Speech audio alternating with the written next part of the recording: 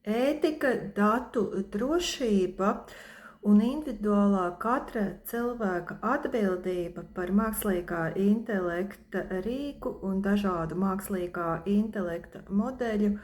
lietošanu. Šie ir atslēgu vārdi, par ko šobrīd vajadzētu jo īpaši runāt, izvērtēt un domāt, kas notiek pasaulē, kas notiek Latvijā, jo kā es šobrīd novēroju un redzu, Amerikā notiek milzīgas cīņas šo te lielo IT uzņēmumu vidū. Es pat tās nosauktu par gluži vai gladiatoru cīņām senajā Romā kolizejā, kad cīnījās par varu, par naudu, par ietekmi. Ne tikai vietējā, lokālā līmenī Amerikā, bet arī pasaulē. Un vienlaikus notiek šī te gladiatoru cīņa starp mākslīgā intelekta sistēmu izstrādātājiem ne tikai Amerikā, bet arī starp Eiropas reģionu, starp Ķīnu un droši vien arī Krieviju. Un tas ir ļoti tāds tāds svarīgs jautājums, ētika, datu drošība un katra mūsu atbildība šajā visā procesā. Jo mazliet tas, kas notiek, man atgādina arī tādu hausu vienlaicīgi, jo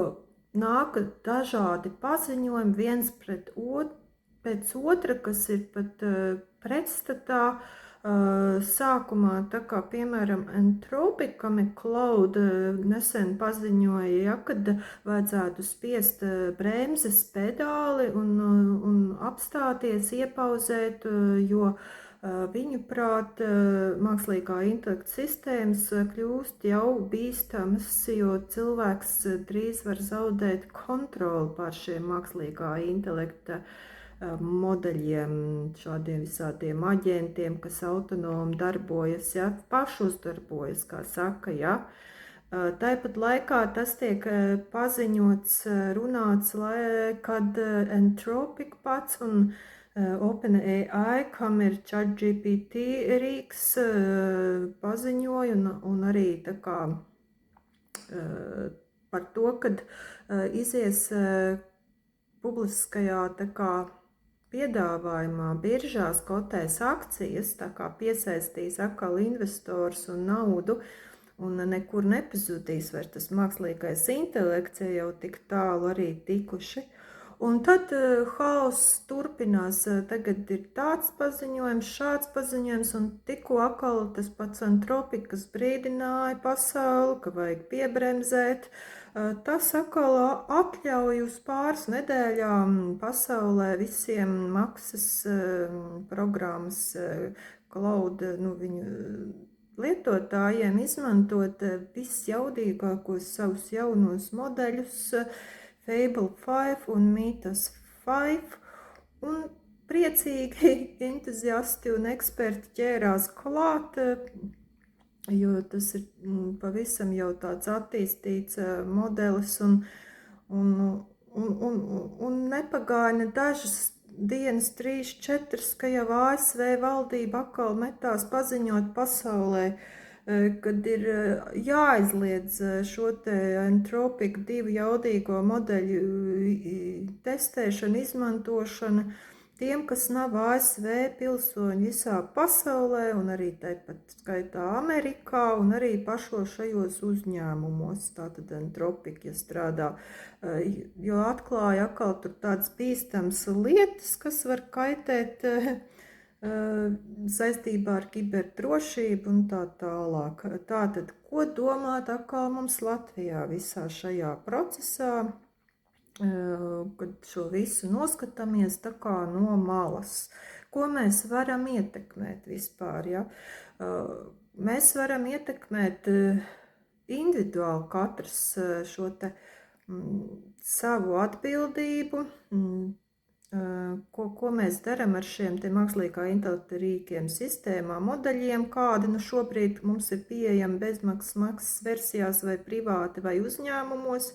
Varam domāt par datu drošību vairāk, par to, ko sniedzam šajiem rīkiem privāti un arī darba jomā, pildot darba uzdevumus. Jo, kā es saku, nekas šai pasaulē nav pa brīvu, pat kā mēs Latvijā sakam, pelēji arī sierspēļu slazdā nav par brīvu. Tas viss ir, mēs esam tieši vai netieši arī iesaistīti visā šajā te jaunajā mākslīgā intelekta revolūcijas attīstībā. Katrs, kas ir tīpaši arī tie, kas arī mācījās un izmanto jau šos te amerikāņu vai arī Eiropā radīt mākslīgo intelekta rīkus un varbūt kāds Ķīnas DeepSeek, jā. Mēs izmantojam visvairāk Google Gemini, ChatGPT, visā pasaulē ar to visvairāk izmanto. Tātad ir jādomā par datu drošību. Esam priecājušies kādu laiku par visu, kā bērni par jaunām mašīnām un lellītēm pēdiņās, un esam trenējušies, bet par daudz ko neesam aizdomājušies. Par ētiku ir aizdomājusies tā kā likumdevēja vara, kas ir Briselē, ja tagad pirms pāris gadiem nāca klajā ar savu mākslīgā intelekta aktu, ļoti labi, protams, un tā tālāk, iedziļinoties tajā aktā, var redzēt, ka ir sadalīts pa līmeņiem, kas ir jāievēro katrā līmenī, ja tā ir mākslīgā intelekta spēle, vai tas ir jau izglītībai domāti modeļi, vai transporta jomai, vai tur ir sadalīta, tā kā, ko var Eiropas Savienībā, ko nevar saistībā ar mākslīgā intelekta sistēmu izstrādi un ieviešanu un attiecībā pret cilvēkiem izmantošanu un arī dažādas vēl specifiskas lietas. Bet vai tā parastais ierindas cilvēks tur ļoti iedziļinās šajos aktos un likumos? Ko, mēs piedalāmies mācībās un kursos un individuāli apgūstam šīs te jaunās tehnoloģiju pasaules piedāvājums no ASV IT uzņēmumu gigantu puses. Tas taču ir interesanti, vai ne? Tā kā tad tagad sākumā ir bail, bet tagad atver tos visus rīkus, ChatGPT vai Google Gemini, un sākam tur kaut ko uzvednē promptā rakstīt, jautāt, apstrādāt tur tekstus, beigās radītās ģenerētās bildes, un tad ievedam kādus datus, saņemam rezultātu, priecājamies. Jā, tas ir sākuma tāda fāze, kura, manuprāt, kurai ir jābeidzās šeit un tagad. Esam visticamāk sastrādājuši dieva zīmes jau ne tikai Latvijā, bet pasaulē, aiz savas nezināšanas, aiz naivuma.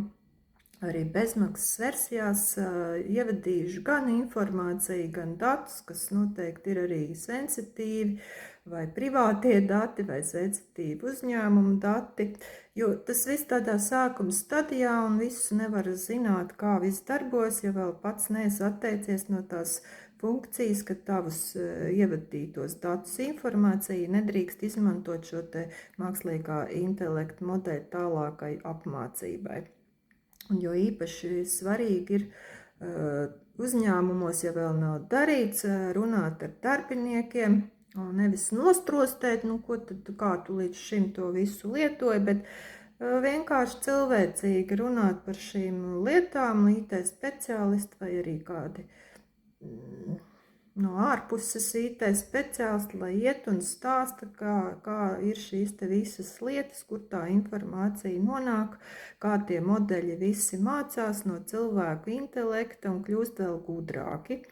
Jo savādāk, ja to nedarīs un nedomās ne par ko, tad arī aizies uz ārvalstu serveriem informācija, kas nav šifrēta bezmaksas versijās, arī ar šiem sensitīvajiem datiem, gan par privātajām lietām, ja tika ievadīti, gan par uzņēmumu lietām. Un tāpēc klasificēta par tādu konfidenciālu informāciju, tad jau noteikti jau ir aizgājis kaut kāda daļa,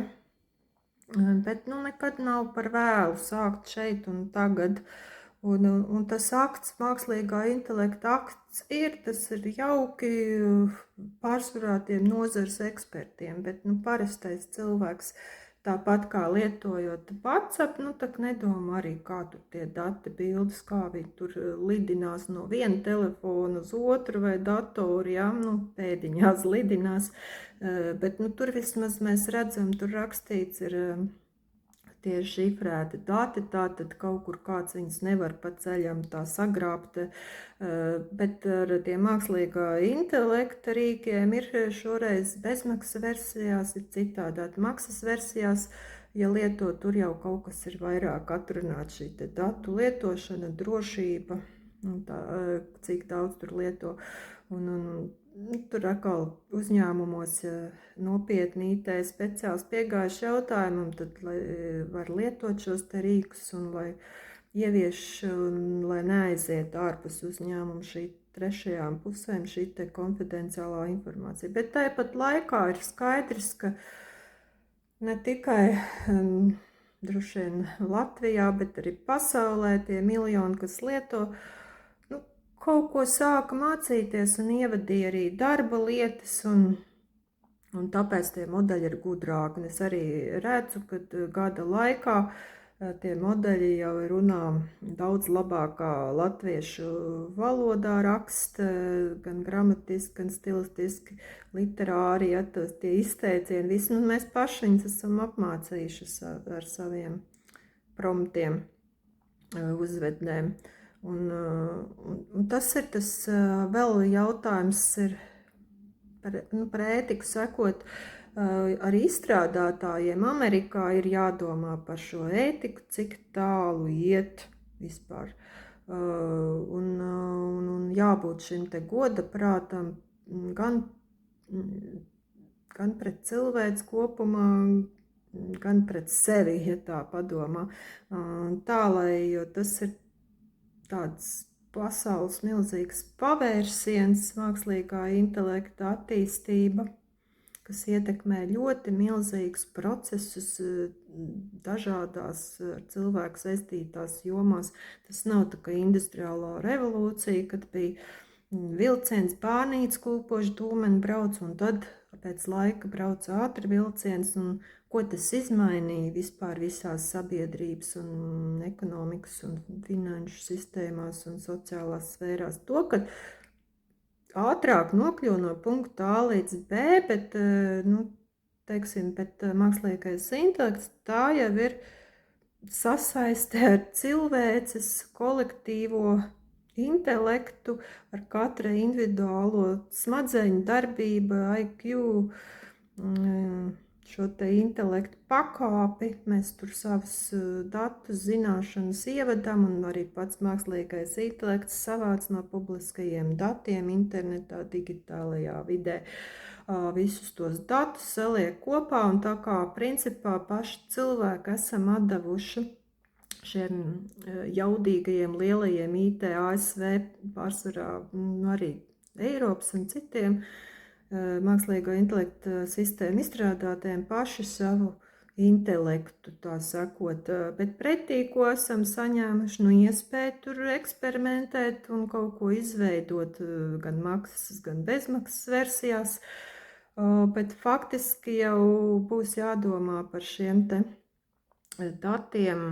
un būs jādomā, kā atgūt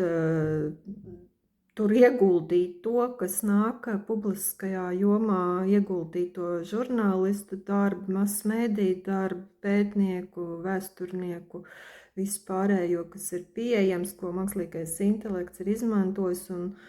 lai kļūtu gudrāks, un kā pelnīs šīs te lielās kompānijas ASV un biržā izies, bet uz kā rēķina, uz mūsu cilvēku kopējā intelekta rēķina, kas esam palīdzējuši un attīstam vēl ar saviem promptiem un iesaisti vēl gudrākus padaram un uzsitam, kā saka, cenu vienam vai otram rīkam.